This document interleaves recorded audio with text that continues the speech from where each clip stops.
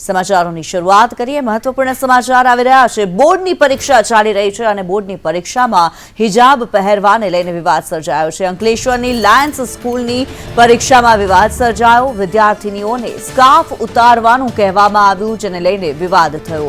80% ચહેરો દેખાવો જોઈએ તેવો નિયમ છે, ત્યારે મુસ્લિમ વાલીઓએ શાળા સંચાલકોને રજૂઆત કરી છે। વિદ્યાર્થીનીઓને સ્કાર્ફ ઉતારવાનું કહેવામાં આવ્યું અને આ જ બાબતે વિવાદ સર્જાયો હતો।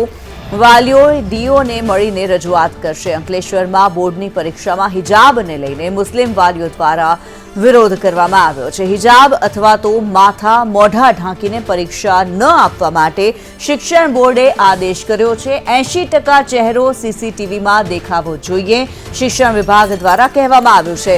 ગણિતના પેપરમાં લાયન્સ સ્કૂલ અંકલેશ્વર GIDCમાં આ ઘટના બની। ક્લાસરૂમની અંદર બાળકો સ્કાર્ફને પહેરીને બેઠેલા અને એનું વિડીયો રેકોર્ડિંગ જે સરકારમાં મોકલવાનું છે એમાં એમનું મોઢું દેખાતું ન હોય ને એમના તરફથી સ્થળ સંચાલકોને સૂચના આપવામાં આવેલી કે જ્યારે બાળકો એક્ઝામ દેતા હોય એટલા કલાક એમને સ્કાર્ફ કે કોઈ આવરણ મોઢું દેખાવામાં તકલીફ થતી હોય તે પહેરેલો એમને ગેટ ઉપરથી તો ના પાડવામાં આવેલી કે આ તમે વ્યવસ્થિત જગ્યાએ રાખીને ક્લાસરૂમમાં બેસજો, છતાં અમુક બાળકો મળેલા નહીં હોય અથવા એમને ધ્યાનમાં નહીં હોય